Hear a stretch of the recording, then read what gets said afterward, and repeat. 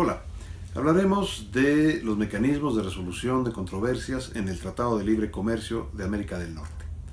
Como recordarán ustedes, ya habíamos anunciado al inicio de este módulo que el Tratado de Libre Comercio de América del Norte fijó un esquema, un modelo a seguir en el resto de las negociaciones comerciales internacionales llevadas a cabo por México. Con la excepción del Tratado de Libre Comercio negociado con la Unión Europea, el resto de los tratados de libre comercio firmados por México siguen en buena medida la estructura y los contenidos del Tratado de Libre Comercio de América del Norte. En el Telecán se van a contemplar diversos mecanismos de solución de controversias. Por un lado, la mayoría de los capítulos contienen la remisión o el envío a un mecanismo de consultas específico por materia que en un momento dado pueden sustituir a las consultas contempladas en el capítulo 20 del tratado. El capítulo 20 del tratado contempla la solución de controversias entre partes con mayúscula, es decir, entre partes firmantes del Tratado de Libre Comercio de América del Norte. Si bien se le denomina arbitraje en el propio tratado, se trata en realidad de un mecanismo de expertos, se trata de una recomendación, pues no emiten un laudo propiamente dicho, pero sí una recomendación que puede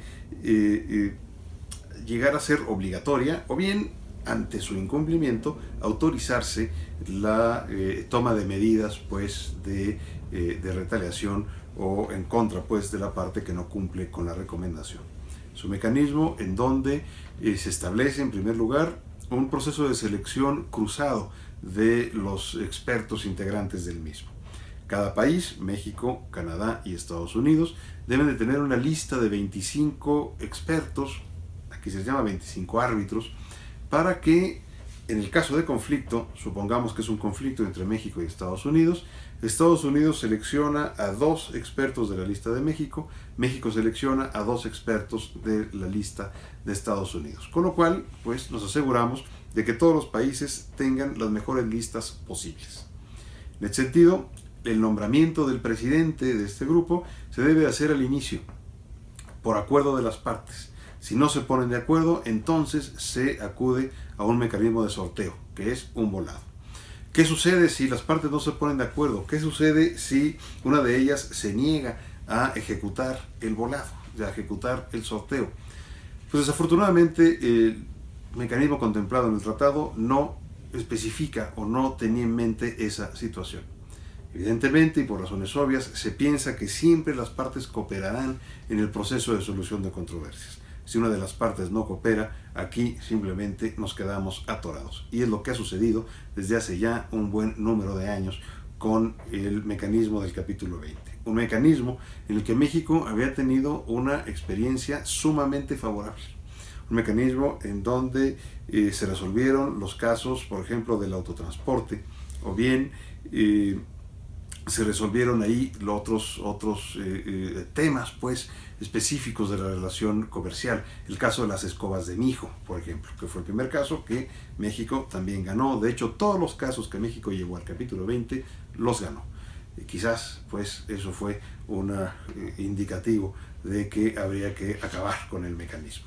Nos fue demasiado bien. En ese sentido, el mecanismo del capítulo 20, como mencionamos también al inicio del módulo, repetido en el resto de los tratados comerciales internacionales firmados por México, se ha ido ajustando precisamente para evitar esos atorones, para evitar esa problemática. Otro de los mecanismos específicos de solución de controversias contemplados en el Telecán y de la mayor importancia y trascendencia es el mecanismo del capítulo 11. El capítulo 11 del tratado se refiere al régimen de las inversiones extranjeras en el seno y en el área pues, de libre comercio. Un capítulo 11 que otorga beneficios no solamente a los inversionistas de los estados parte, sino a todo inversionista, no importa que no provenga de un estado parte del tratado, en donde se da todo un catálogo de elementos que no se le pueden exigir a la inversión extranjera. La idea es abrir la inversión extranjera de manera importante en el tratado. Y ciertamente que México ha sido el gran beneficiario de este mecanismo.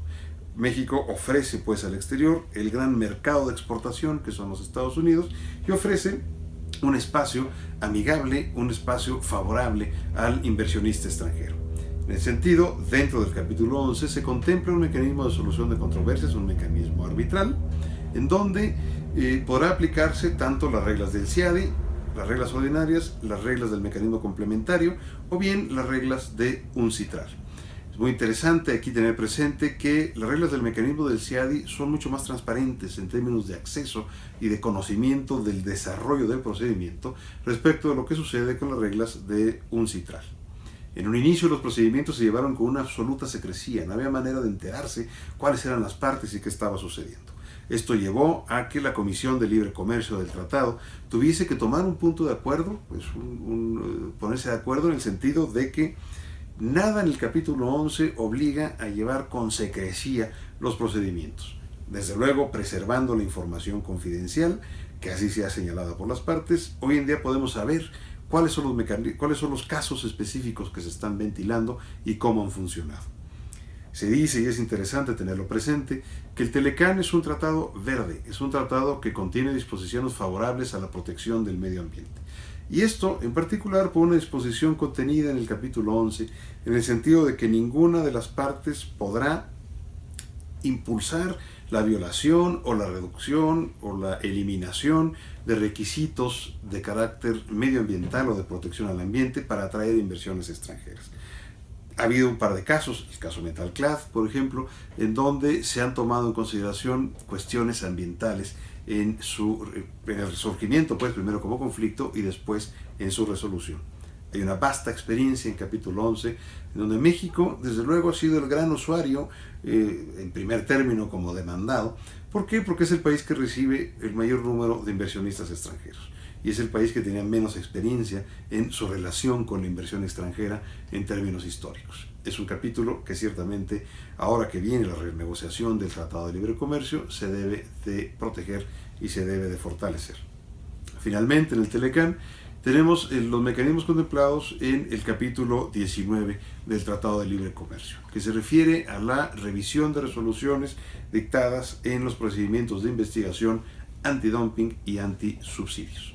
Recordemos que el dumping es la alteración artificial del precio de una mercancía exportada a un mercado de destino, en donde el exportador baja los precios a fin de hacerse con el mercado de destino. Y tienen que darse tres elementos para su configuración: el precio reducido, el daño a la industria nacional del mercado de destino y el nexo causal entre el precio y el daño causado. En ese sentido, en México, la Unidad de Prácticas Comerciales Internacionales de la Secretaría de Economía se encarga de hacer la investigación antidumping correspondiente. Lo mismo sucede en el caso de los subsidios, en donde el efecto del subsidio y del dumping es muy parecido, es una alteración al precio final del producto. Sin embargo, el origen es muy distinto. Mientras que en el dumping es una decisión corporativa, es una decisión del exportador privado. En el caso del subsidio es un apoyo que da el gobierno del estado de donde se realiza la exportación al exportador, al proceso productivo, a la exportación misma, para colocar en una posición competitiva y de ventaja al producto en el mercado de destino. En el sentido, el artículo 1904 del Telecán contempla un mecanismo que, siendo de carácter arbitral, se encarga de sustituir a la revisión judicial interna que se pueda dar de las resoluciones en materia de dumping y en materia de subsidios. Un mecanismo en donde en un número de párrafos el artículo 1904 desarrolla todo este esquema, establece los requisitos para ser panelista o el mal llamado panelista, si bien son árbitros. La naturaleza jurídica de este mecanismo es un mecanismo arbitral, sujeto además a las limitaciones de la revisión arbitral, y lo que van a hacer los árbitros es verificar que la autoridad nacional haya dictado la resolución antidumping o antisubsidios apegándose a su propio derecho, apegándose al derecho interno. Y deberá de tomar su decisión este grupo arbitral tal y como lo hubiese hecho en el caso de México el Tribunal Federal de Justicia Administrativa.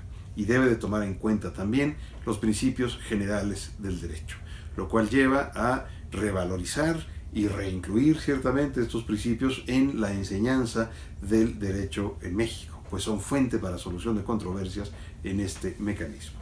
El resultado del mecanismo es la emisión de una resolución, de un laudo arbitral, en donde el tribunal se limita uno, a confirmar la resolución, o bien a no confirmar la resolución señalando que la misma se ha dictado en contravención de ciertas disposiciones. No se sustituye a la autoridad interna, sino que señala que deberá de dictarse una nueva resolución o corregirse la resolución correspondiente, tomando en cuenta lo dicho por el tribunal y lo encontrado por el tribunal en términos de aplicación del derecho interno. El capítulo 19 contiene, por otra parte, un mecanismo de impugnación extraordinaria. En caso de una evidente falta de imparcialidad, en caso de una evidente parcialidad pues, de alguno de los árbitros o del tribunal arbitral a favor o en contra de una de las partes, se puede solicitar esta impugnación extraordinaria y se han dado ya varios casos de estas impugnaciones. Tenemos una vasta experiencia en este mecanismo, en donde México ha sido un usuario sumamente eficiente y eficaz del mismo, donde la Unidad de Prácticas Comerciales Internacionales ha tenido que que defender sus resoluciones, en donde los exportadores mexicanos han acudido a este mecanismo para defender sus exportaciones tanto a Canadá como a los Estados Unidos, en donde se ha producido un intercambio muy interesante de las culturas jurídicas mexicana, estadounidense y canadiense. Es un mecanismo que debemos de proteger, que en la renegociación del Tratado de Libre Comercio se debe de fortalecer y se debe de mantener. Fue el último capítulo en ser negociado en el Telecán.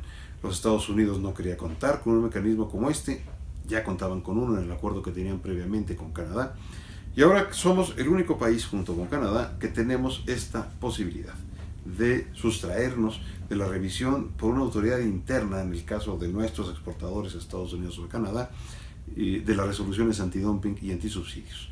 Un mecanismo que, insisto, debemos de proteger.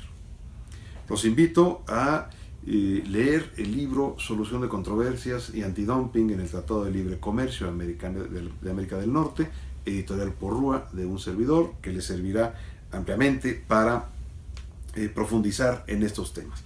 Asimismo, el doctor Jorge Wittker coordinó en el año 2005 una obra publicada por el Instituto de Investigaciones Jurídicas de la UNAM, en donde se analiza el Tratado de Libre Comercio y su evolución jurídica a 10 años de su entrada en vigor.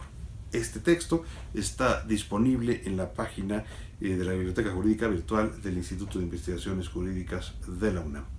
Los invito también a resolver las preguntas y el cuestionario correspondiente. Muchas gracias.